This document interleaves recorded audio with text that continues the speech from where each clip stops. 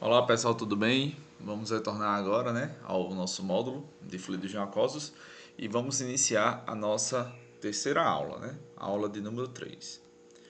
Na aula passada nós vimos algumas questões relacionadas à qualidade dessa emulsão, Quais os fatores que afetam a estabilidade dessa emulsão. Entendemos o que seria um sistema emulsionado, Situamos a emulsão como uma dispersão coloidal, Que está dentro daquela classificação dos sistemas dispersos ou dispersões.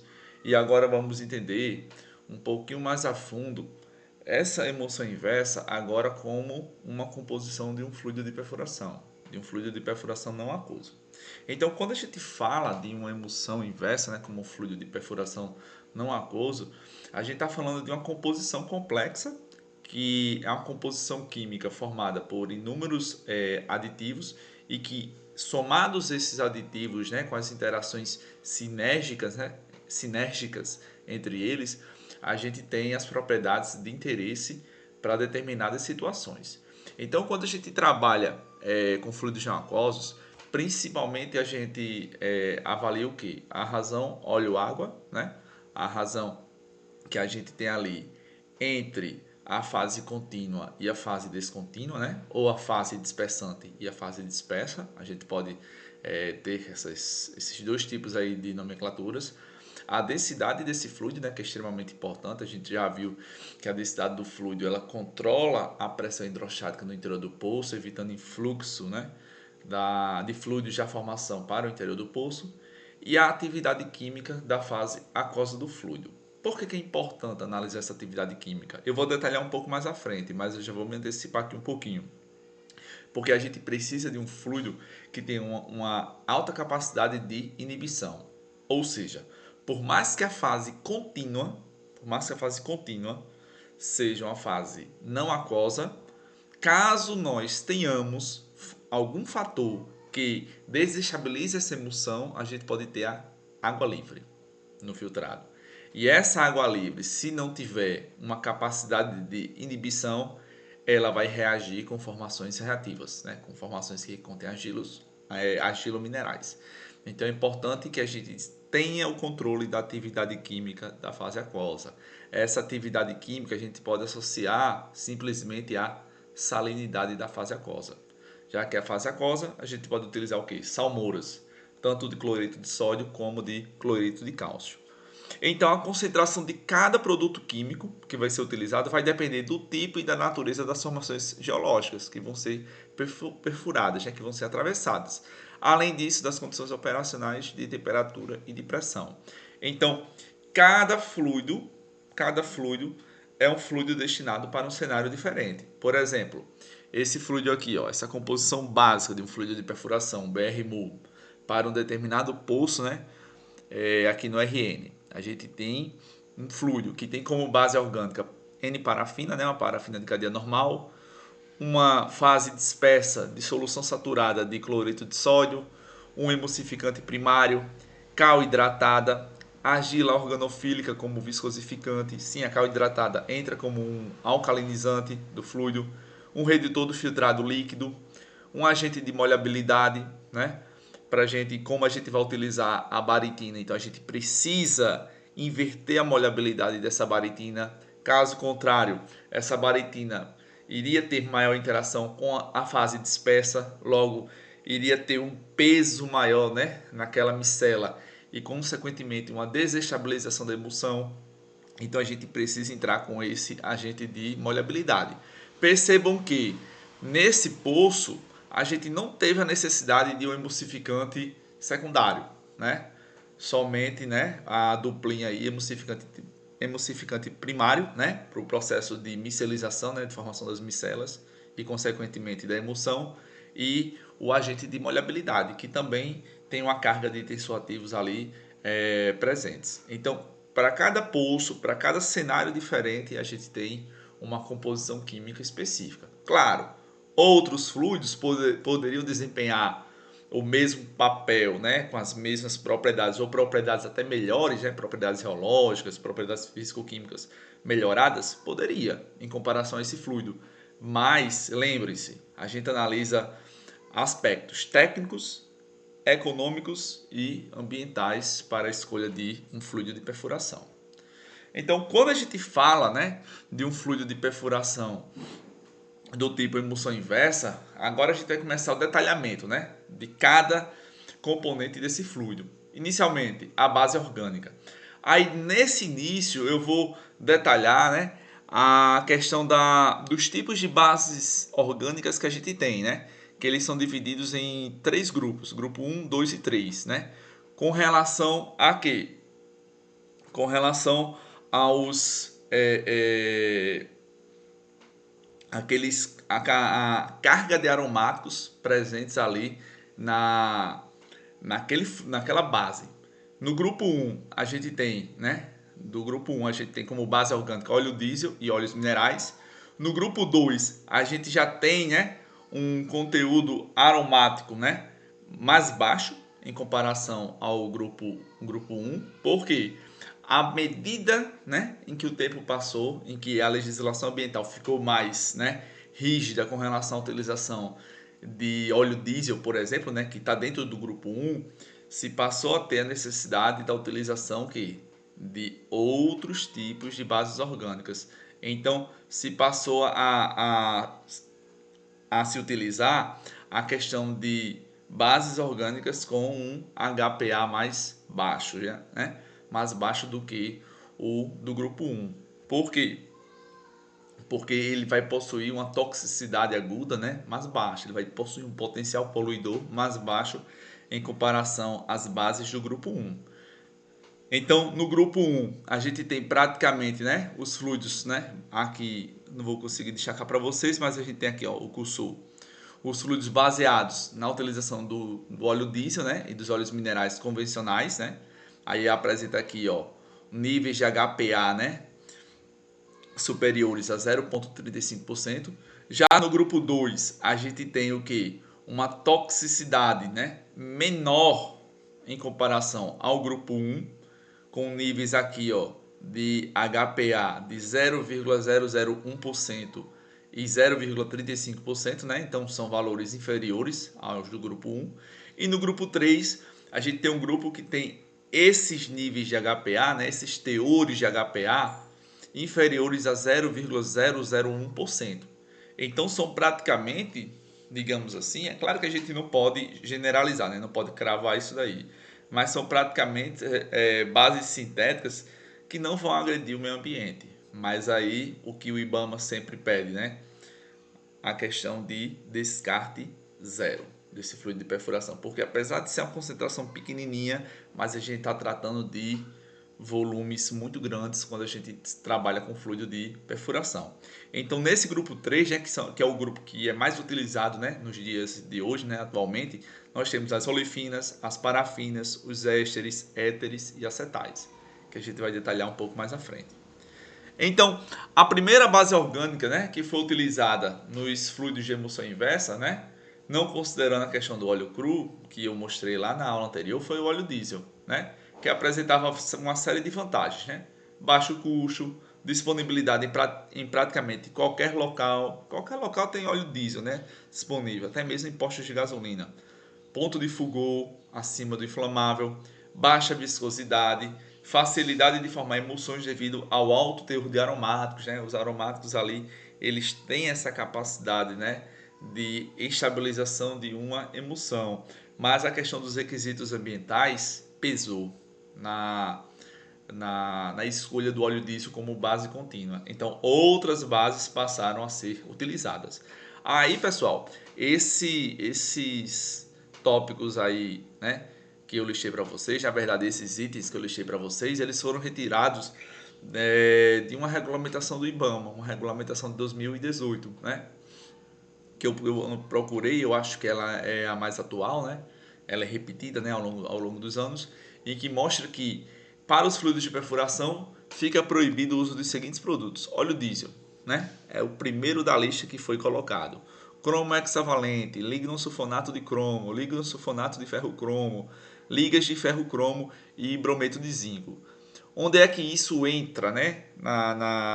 na nossa problemática aqui com relação ao fluido de perfuração não aquoso? Óleo diesel, né? A gente já listou ele aqui como uma das bases, né, contínuas que foram utilizadas no passado, né? Então ele está descartado. Cromo hexavalente, qualquer tipo de sal, qualquer tipo de substância que tem esse cromo hexavalente, ele não pode ser utilizado. Aí a gente tem o que aí? Os lignosulfonatos, né? Lignosulfonato que pode entrar ali no fluido como um modificador reológico, né? Pode entrar ali numa mistura ali com tensoativos. Então, esses lignosulfonatos, né, de cromo, de ferro-cromo, foram descartados. Lembrando que o cromo ele é um dos líderes, né, de toxicidade. Ligas de ferro-cromo, né, a mesma problemática aí do cromo. E brometo de zinco, que foi um sal durante muito tempo utilizado nas salmouras da fase dispersa, porque conferia uma densidade bem elevada. Então, fluidos pesados, né, com densidade elevada, faziam uso de soluções saturadas de brometo de zinco e que deixaram de ser utilizadas. Daí a gente tem as parafinas, né, que até pouco tempo predominavam, né, na composição química de fluidos de perfuração, até entrar a questão das olefinas, mas as parafinas ainda têm, né, muita utilização. Então existe no mercado uma grande variedade de parafinas que são utilizadas como bases orgânicas, né? E essas propriedades que a parafina tem, né, que são interessantes para o fluido de perfuração, é principalmente uma viscosidade, né, abaixo de 3, né, de 3 CST a 40 graus Celsius, ponto de fulgor acima de 70 graus Celsius e ponto de fluidez abaixo de 3 graus Celsius.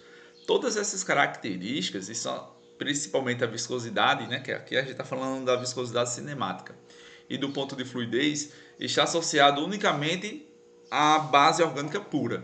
Então, essa base orgânica pura, ela é o ponto de partida para que a gente tenha a formulação de um fluido não aquoso.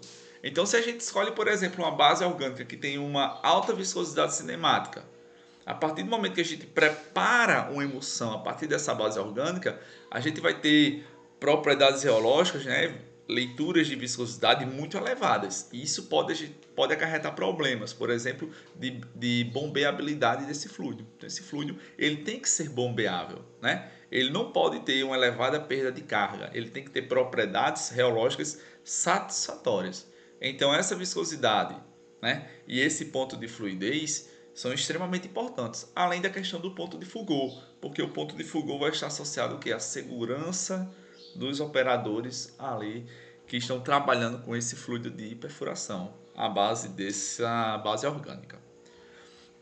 Aí a gente tem dentro das parafinas, né, as parafinas de cadeia normal e as isoparafinas, que aí vai depender muito da sua escolha, principalmente do ponto de partida que se quer, né? Do tipo de viscosidade cinemática, né? que você quer, e também da disponibilidade, né?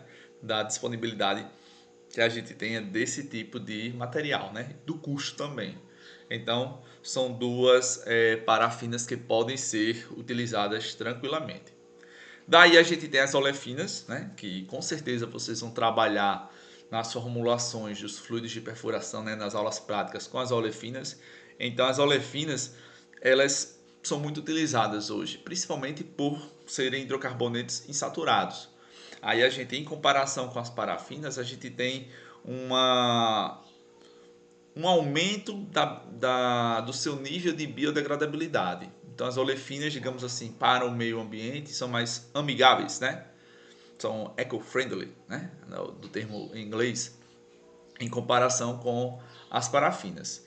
Dentro das olefinas, né, do grupo de olefinas que existe no mercado, a gente pode destacar a polialfa-olefina, a linear alfa-olefina e a olefina interna, né, que se destaca das demais por possuir uma ligação dupla ali no meio da cadeia. Aí essa ligação dupla favorece o que? A biodegradação do produto. Então a olefina interna é uma das mais utilizadas. Se eu não me engano, no LAPET vocês vão utilizar essa olefina interna, certo?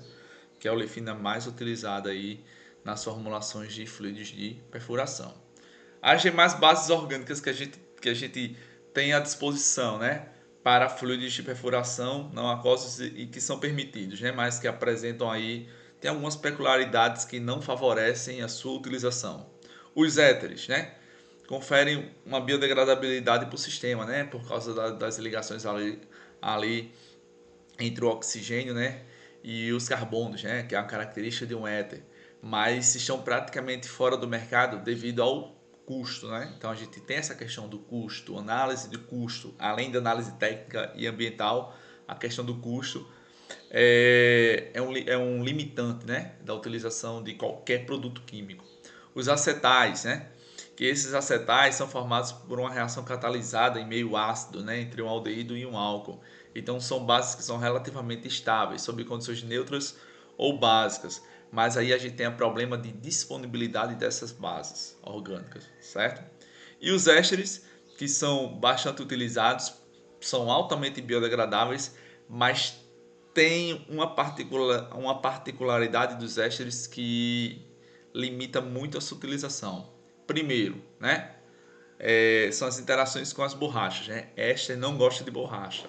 Então, quando a gente tem equipamentos de superfície, né, conexões, né, que a gente tem principalmente no BOP, esses ésteres eles acabam deteriorando essas borrachas. E segundo, a ligação éster ela é muito sensível a ataques ácidos e básicos.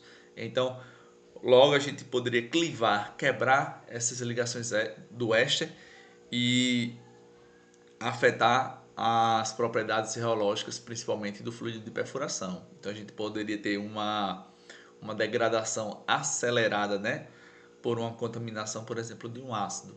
Então, por isso que esses ésteres eles passaram a não ser tão utilizados. Mas existem países, né, que utilizam como base orgânicas os ésteres. Vai depender muito do tipo, né, de poço que você vai ter, né, da necessidade que você vai ter ali para aquela determinada situação. Então os ésteres eles apresentam alguns problemas, né, que eu mencionei para vocês. Mas a gente tem outros aí, ó. A viscosidade se mostra normalmente acima dos 4 CST, acima, portanto, das demais bases orgânicas. Essa também é uma outra problemática. A gente está trabalhando o que? Com uma viscosidade de partida já elevada, então com isso a gente não consegue trabalhar com uma razão óleo-água mais baixa, ou seja, com a quantidade maior de fase dispersa, né? Aí a gente tem que trabalhar com razões óleo-água mais altas, né? Mais óleo do que água, para a gente ter uma propriedades geológicas satisfatórias, né? Aí isso vai o quê? Acabar encarecendo o sistema como um todo, porque a base orgânica é muito mais cara do que a fase dispersa, que são salmouras, né? Os custos são normalmente mais altos do que os hidrocarbonetos, né? Quando se fala de hidrocarbonetos, a gente está se referindo à questão das parafinas e das olefinas. São sujeitos a ataques ácidos como alcalinos, que podem hidrolisar, né, quebrar a ligação éster. E alguns ésteres possuem duplas ligações na porção graxa, que podem oxidar com o tempo.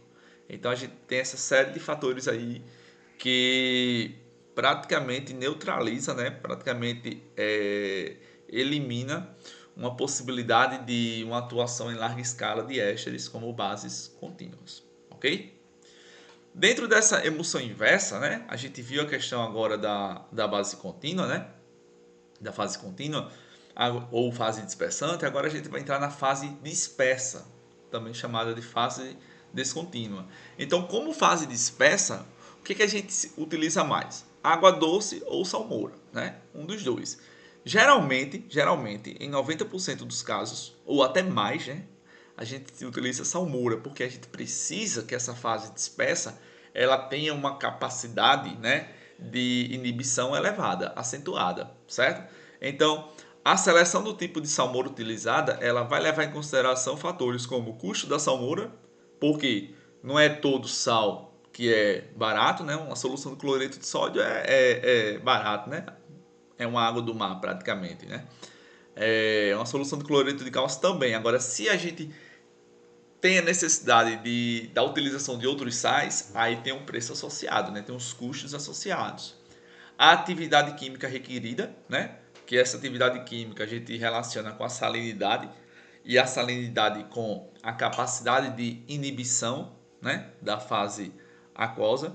Então a fase aquosa inibida, ela não vai interagir tão fortemente, né, com, por exemplo, formações reativas, né, de argilominerais e os riscos de manuseio, né?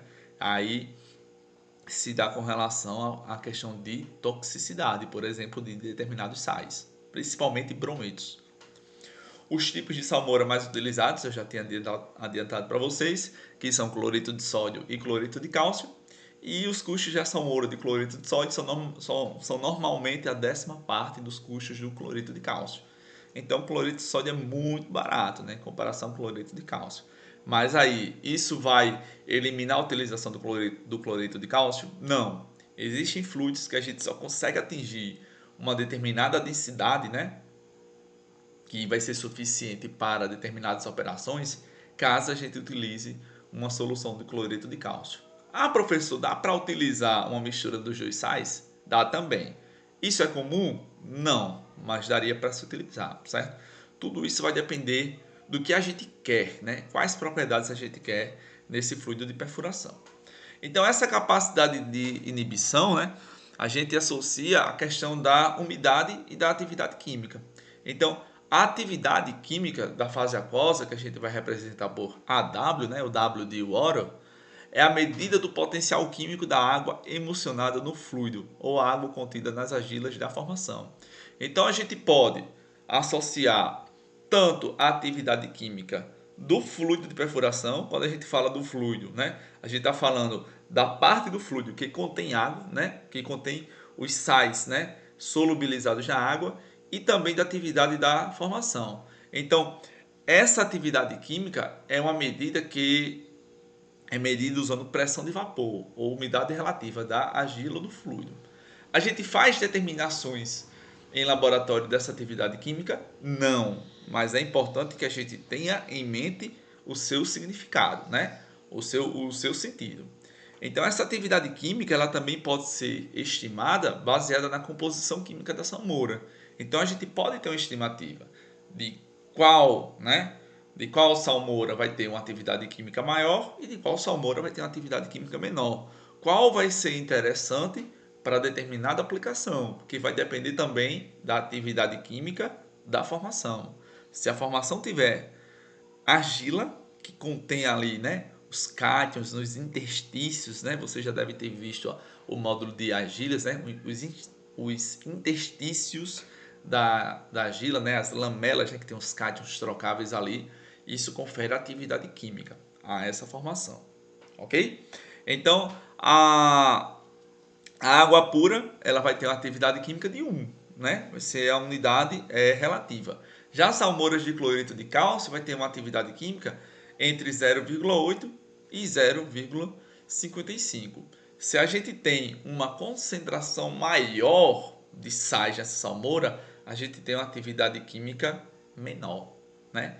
Percebam aí, para 34%, 0,55. Para 22%, a gente tem uma atividade química de 0,8. Então, quanto menor for essa atividade química, mais inibido, né, maior capacidade de inibição o fluido vai ter, certo? Então, os menores valores de atividade química representam fluidos mais inibidos. E essas argilas, né? E essas argilas que estão presentes na formação, a gente já viu, vocês já viram no módulo de argilas, a gente já tinha visto, né, na questão dos problemas, né, de poços, quando a gente tem o processo de filtração. Essas argilas, elas são o quê? Elas gostam de água, né? Elas têm essa capacidade de um inchamento osmótico em contato com a água. Então, quando a gente trabalha, mesmo, né, com um fluido não aquoso, né, que a base orgânica é a fase contínua, mas a gente tem água emulsionada. E a partir do momento em que a gente causa uma possível desestabilização nessa emulsão, a gente pode ter a chamada água livre. Aí essa água livre a gente vai perceber como? Nos testes de filtração, né? Uma, uma fase ali que a gente vê uma separação aquela provita, né, durante os testes. Então, opa, a minha estabilidade de emulsão não está legal, então eu tenho água livre. Consequentemente, se essa água que está emulsionada, ela não tiver uma atividade química baixa, ou seja, uma salinidade alta, a gente pode ter problemas aí de reatividade de formações. Então a gente pode ter um problema de inchamentos de argila e se tiver numa fase, por exemplo, produtora, a gente pode comprometer a porosidade e a permeabilidade da rocha produtora, que vai afetar a produção de petróleo. Então a chave para a inibição, né, do fluido, dessa capacidade de inibição, é o balanço de atividade entre a fase aquosa do fluido e a água conata dos argilominerais. O que é água conata? Água que está presente ali na formação. Se esse balanço for perto de zero, a absorção de água pela argila ela é desprezível. Então, se tiver, né, nos mesmos níveis de atividade química, essa absorção vai ser desprezível. E a transferência de água entre a salmoura emulsionada e as argilas pode ser comparada a um fenômeno osmótico, né? Se a gente tem uma atividade química superior, né, do fluido de perfuração, indicando uma baixa salinidade, naturalmente essa água tenderia o quê?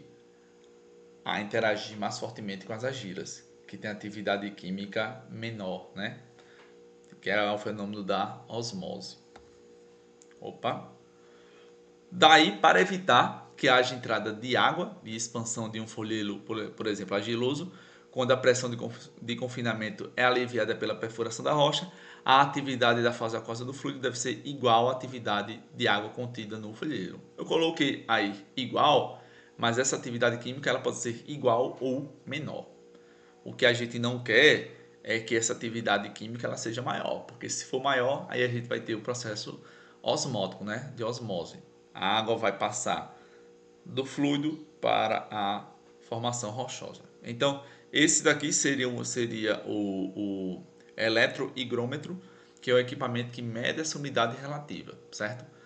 Tanto do fluido como, por exemplo, de amostras, né, da formação que está sendo perfurada ali, né? Que aí quem iria fazer essa análise seriam os geólogos. A gente no laboratório a gente não tem a disponibilidade desse equipamento, né? Mas caso fosse necessário fazer esse tipo de análise, seria com esse equipamento aí. Daí, pessoal, nesse gráfico a gente mostra basicamente a comparação, né, entre a atividade química do cloreto de sódio e do cloreto de cálcio. No caso aqui do cloreto de cálcio, ficou faltando o índice 2 aqui, ó, embaixo do cloro, certo? Então, aqui a gente tem que a atividade química do cloreto de cálcio, né, ela é menor do que a atividade química do cloreto de sódio, se a gente considerar, né, uma determinada faixa de concentração, né? No caso aqui está em porcentagem massa, né? Então, por exemplo, acima de 30% de porcentagem massa, quanto, né, mais eu tenho de cloreto de cálcio, menor vai ser a atividade química, né? Em comparação com o cloreto de sódio. Por isso que o cloreto de cálcio é muito utilizado quando a gente quer inibir a questão dos inchamentos de argila. Além disso, vocês devem ter visto, né, no módulo de argila, que a argila gosta de água e gosta também de sódio, né? Esse sódio, ele consegue propor, né, promover um inchamento osmótico muito maior, né, das argilas do que em comparação com o cálcio, né? Pela questão também de carga, né? O cálcio ele é bivalente, então esse cálcio bivalente ele consegue não promover esse inchamento satisfatório dessa argila. Beleza, nós vimos a questão da fase contínua e da fase descontínua. Agora a gente vai ver a questão dos emulsificantes, que os emulsificantes são essenciais quando a gente quer montar uma questão de uma emulsão inversa, porque a gente precisa da presença de micelas ali que estejam bem distribuídas na base orgânica.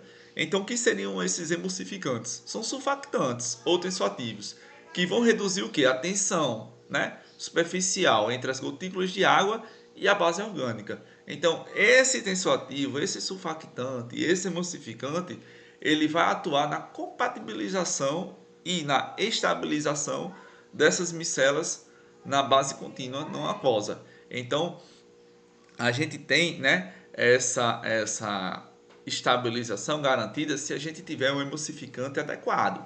Nós vimos na aula anterior que, de acordo com o HLB, né, o equilíbrio, né, hidrofílico lipofílico, ou também chamado de balanço hidrofílico lipofílico, a gente tem a questão de uma emulsão, né, mais favorecida. Por exemplo, no nosso caso que a gente tem emulsão inversa, né, do tipo água em óleo, a gente vai preferir o que? Tensoativos ou surfactantes que tenham esse HLB valores mais baixos, né? Porque eles favorecem a estabilização desse tipo de emulsão. Ah, professor, se nós utilizarmos um tensoativo com um HLB mais alto, aí a gente pode ter a chamada inversão da, da da emulsão. Ao invés de ser água em óleo, passaria a ser óleo em água, certo? Emulsificante a base de sabões graxos, né? Frequentemente usa-se um sabão de ácido graxo com cálcio, né? Os ácidos graxos são ácidos orgânicos naturais presentes em óleos e gorduras de origem animal ou vegetal. Esses compostos podem ser representados quimicamente, né? Tem ali uma carboxila, né? Carbonila ligada à hidroxila, com esses ácidos graxos variando entre 12 e 18 carbonos. Então, esses ácidos graxos são muito utilizados, né, como emulsificantes. A gente tem a questão de um emulsificante aí aniônico, que a gente precisa do cálcio para fazer a sua estabilização. A gente teria o que? Um agente tensoativo de dupla cauda, né? Cálcio é bivalente, então ele conseguiria ter duas caudas, né?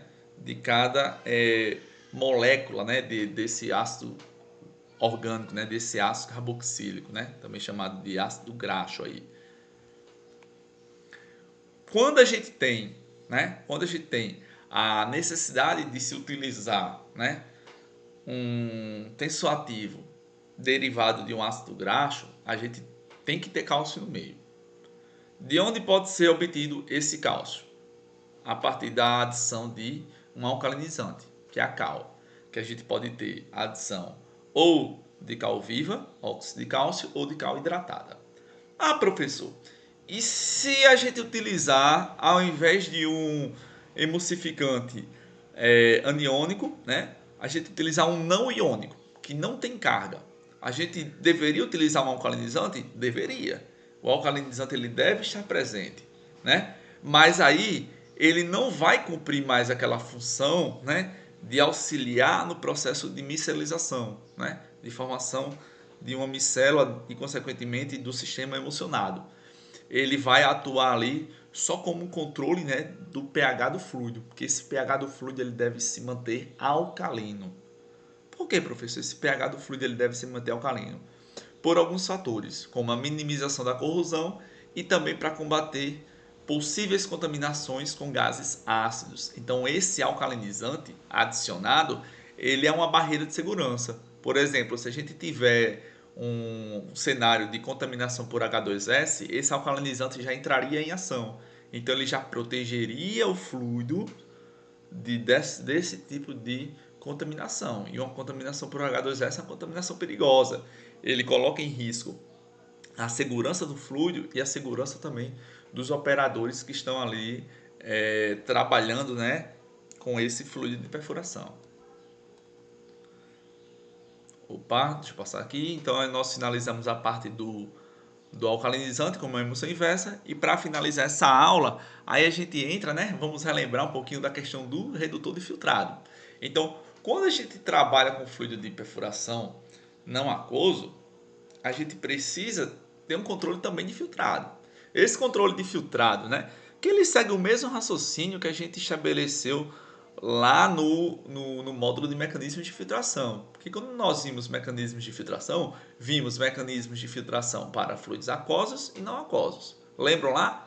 Todos eles a gente precisa, né, ter a formação do reboco interno e do reboco externo para ter esse controle do filtrado. Essa formação desse reboco a gente vai conseguir como? A partir da adição de sólidos obturantes, geralmente a calcita. Além disso, a gente pode ter o que?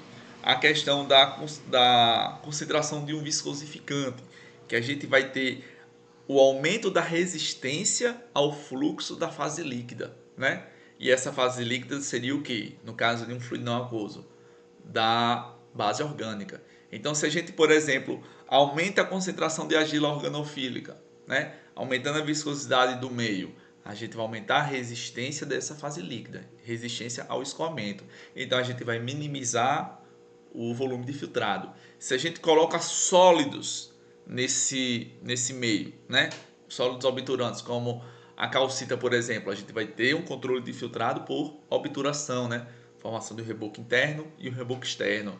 Ah, professor, a calcita, ela gosta de água, né? Ela é um sólido inorgânico, gosta de água. Então, no fluido de perfuração não aquoso, a gente precisa colocar, né, um inversor de molhabilidade, né? A gente precisa inverter a molhabilidade dessa calcita. Ela vai deixar de ser preferencialmente molhável à água e passará a ser molhável à fase não aquosa. Então a gente precisa colocar o que? Tensoativos no meio, né? Para fazer essa compatibilização desses sólidos com a base orgânica.